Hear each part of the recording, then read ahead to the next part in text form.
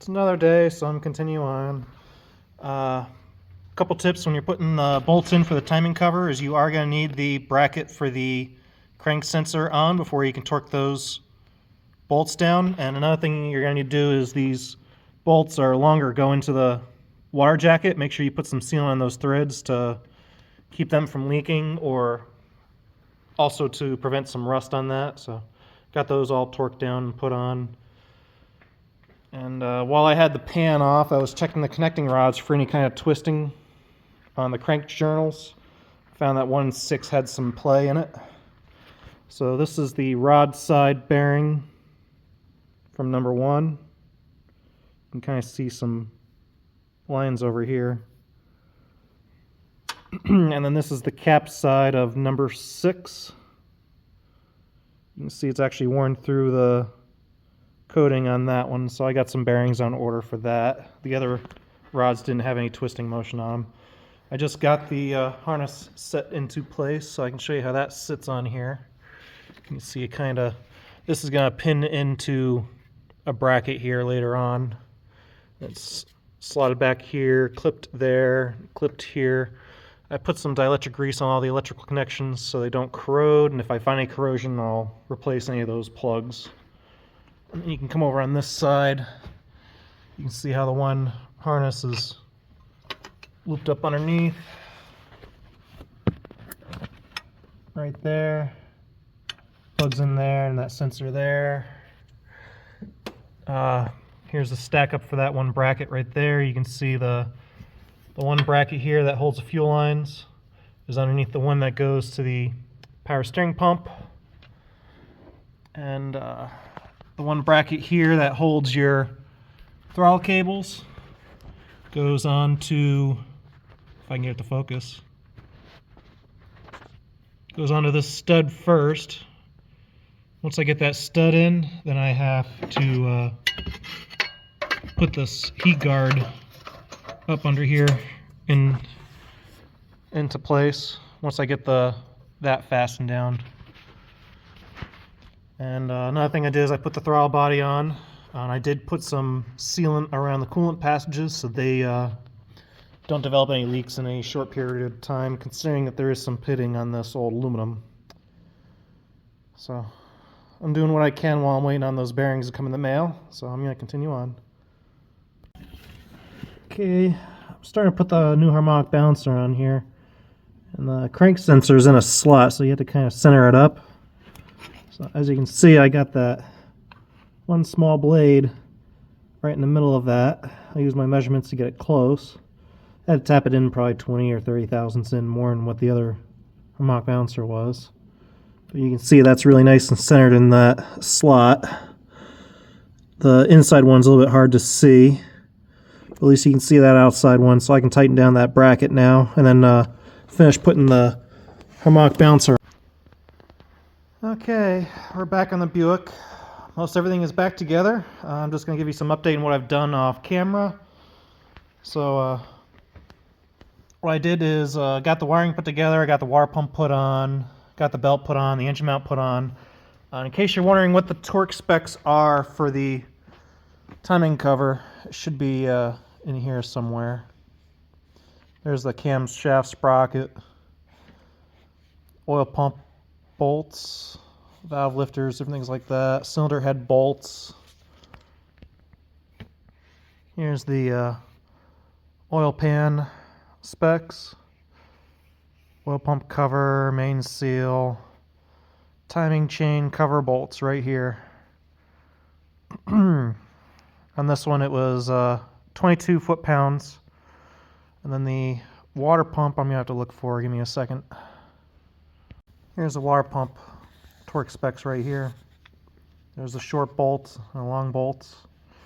Now what I did do with the long bolts is they go into the water jacket. So I did put some RTV on those bolts that would go into the coolant passages. So the RTV helps seal them up and also prevent some rust. So that's all the torque specs on that. You should be able to pause and look it up as you go. You are going to need to put the water pump pulley on before the engine mount, and then you have to put the bracket on down here for like the AC pump bracket. You have to put that on before the engine mount as well. And another thing I did off camera is with a fresh battery, I took all the spark plugs out and cranked the engine over to prime up the oil pump, and I cracked the oil filter loose to make sure there was oil coming out, which was proof that it was pumping oil. And then when I went to start, it wouldn't start. I had to go through the pass key and fix that. So got all that straightened out.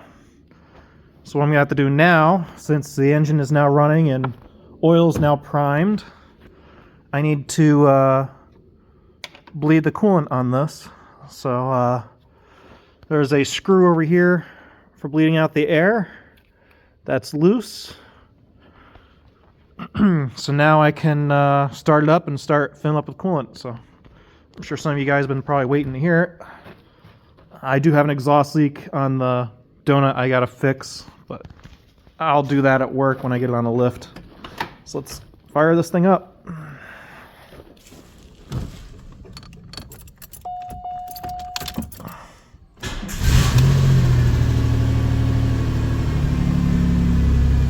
Oil pressure's good.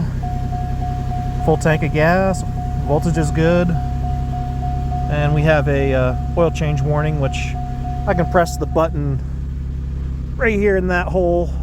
There's a button you press and hold for 10 seconds with the key in the on position, engine not running, and then that resets the oil. This one I don't think will take the 3 stomps on the pedal to reset it. I can try it, but I don't think that's going to work.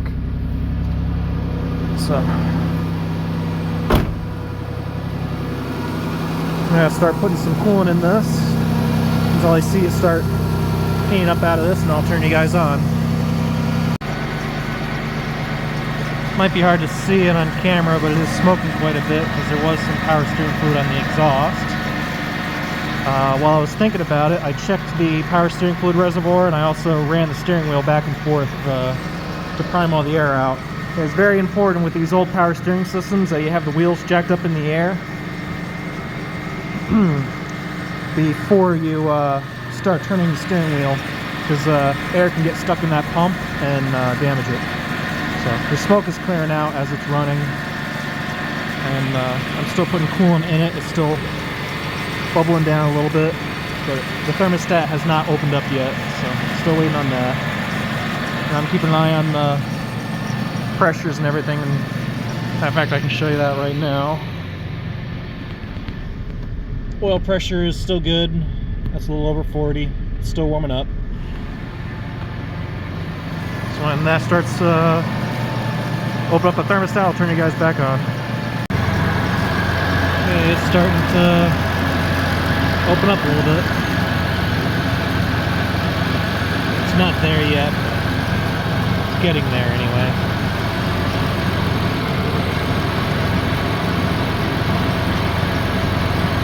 This doesn't have to be super tight.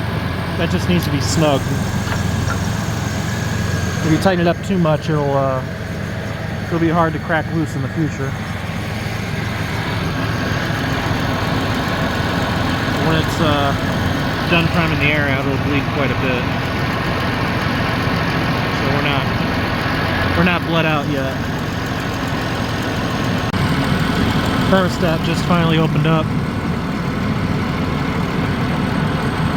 You can see the coolant flowing out of it now. Really good flow. So if we close that now, that's all done.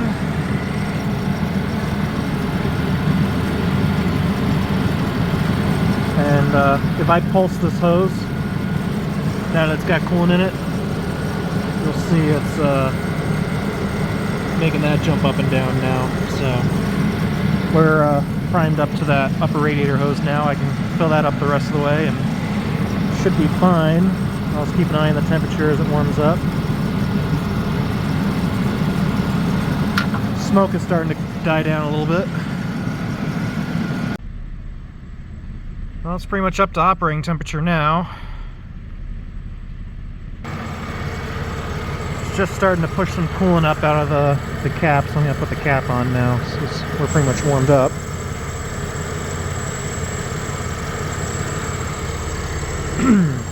so that's capped off, and then I'll fill up the recirculation tank. Upper radiator hose is good and warm. I don't feel any kind of air pockets in there now. It should be fine.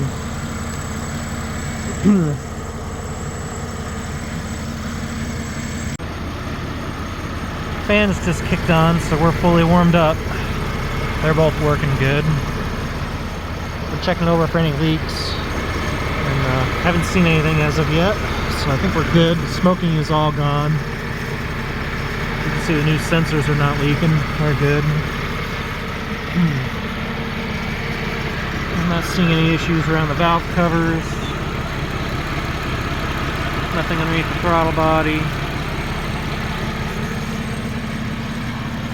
No check engine light. So it's running good. It's not misfiring. Idle's good. No fuel leaks. I've been going around and checking all the lights. Make sure they're all good. I love the fact that this thing has the turning lights on it. It's like one of my favorite features of the car. When you turn signal on, you can actually see where you're turning. That marker's good. These markers are all good. Reverse lights are good. And that marker's good, so it's all looking good. I'm gonna set her on down and start driving it. Well, I gotta get some power steering fluid in it and finish topping off the coolant. I'm gonna shut it off and check the oil level, make sure that's all good. Well, my battery's going dead, so I'm just gonna fast forward a little bit here. Fixed quite a few different things on this engine. I'm gonna put all the videos into a playlist, but yeah, it's been overhauled. It's got a new harmonic balancer, new oil pump, new timing chain, new cam magnet, valve cover gaskets, manifold gaskets, oil pan gaskets, new tensioner pulley assembly, new heater tubes, all kinds of stuff. It's been pretty well overhauled, so hopefully I don't have any more issues. No leaks. I had to add about a half a quart of oil to make up for what filled up all the oil galleries. And I think I forgot to mention that I put a brand new battery tray in this, that because of the hole in the body of the car, that's all fixed. So I'm going to pack it up for today and call it good. Hopefully that helped some of you guys out. If it did, make sure you give me a thumbs up. And as always, thanks for watching. Have a good day. And bye.